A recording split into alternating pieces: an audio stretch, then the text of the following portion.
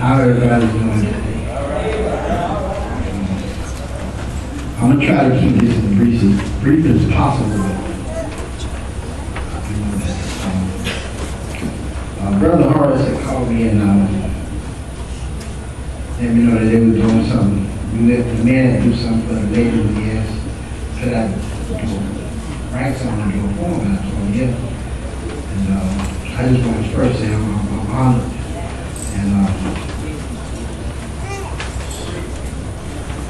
I hope I can do this just as evening that the Lord has made for us today.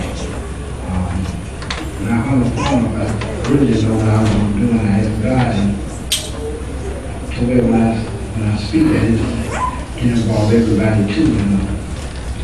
I asked him, what did you have me say? And he spoke to me in the spirit all through the week. He said, just say what you already know. A mother's love. That's what he put in my spirit. So when I began to write this, he said not only write it for the mothers, but write it for women in general. All right. He said because at some point in time, a woman had to play a mother. At some point in time, a woman had to play a motherly role to somebody at some time. He said, write it for the woman who can't have children. All right. He said, write it for the woman who had to step in and raise her brother's children. Write it for the woman who had to step in and raise her sister's children because she's on drugs. All right. Come on now. Right. Jesus. Come on, brother. He said, write it for the woman who had to step in and raise her neighbor's children. All right. He said, write it for the stepmothers. Oh, yes. He said, leave nobody out. Yes. Write it for the fathers who had to step up and play a motherly role because she was nowhere to be found. Yes. Write it for the mothers who have to raise her children on her own because he's nowhere to be found. Write it for the sisters, write it for the aunties. He said, write it for the precious, precious grandmothers. Because they are the matriarchs of the family. He said, sometimes grandmothers have to be mothers 3 times over. Mothers to her daughter, mother to her daughter's daughter, and sometimes mother to her daughter's daughter's daughter. A mother's love. And as I was writing this, my mind went back to when the church bus picks us up.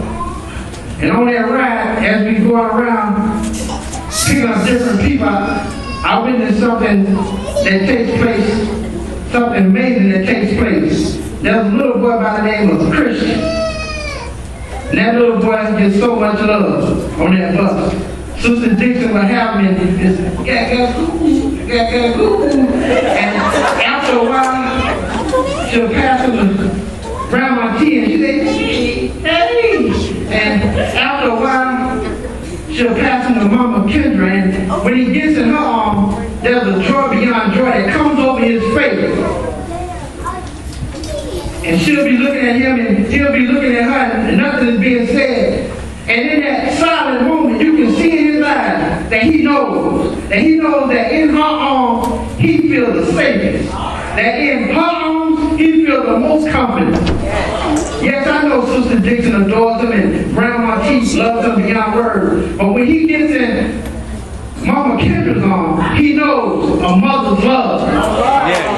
Besides the Lord, there is none other like it. A mother's love.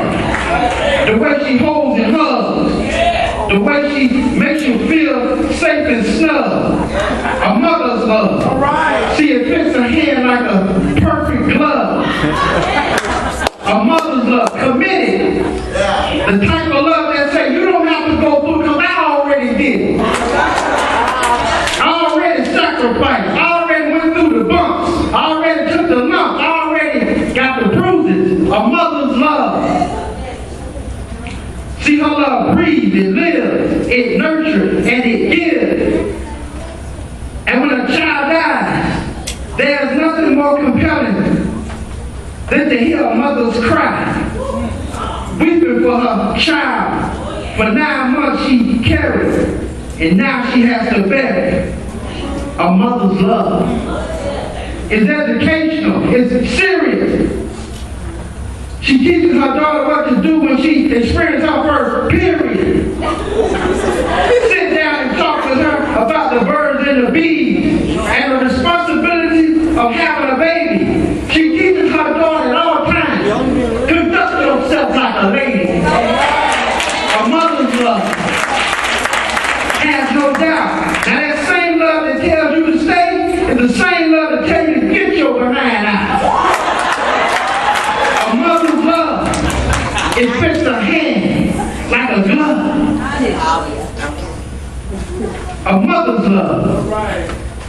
See, you carry us for 9 months, feeling us kicking and growing. It's in your stomach that the family bloodline is flowing.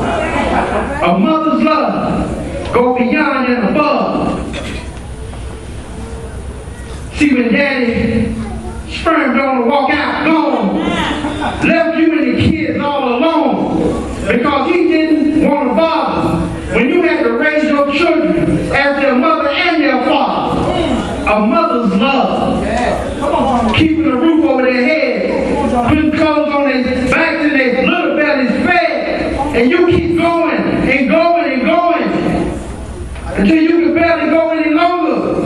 But I'm here to tell you today that whatever don't kill you can make you stronger.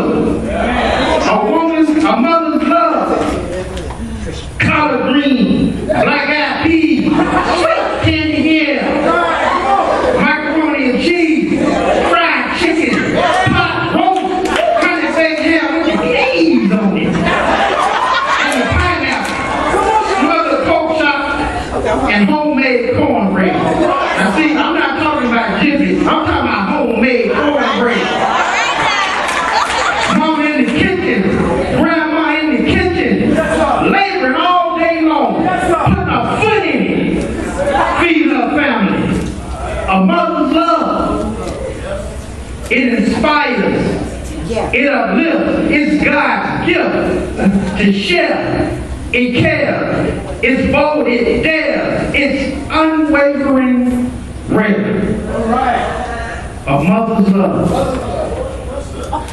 And as I conclude this last paragraph of a mother's love, I'm talking about a church going, Bible toting, faithful service, praise and worship, Holy Ghost catching, bringing lost souls to the Lord, standing on the word, walking in faith, prayer warrior. See, some of us wouldn't be here today if it wasn't for Mama praying morning, noon, and night on our behalf. Yes, sir. Come on, brother. And when she sees that life for you has gotten too hard, she gives her motherly advice. She said, just pray, baby.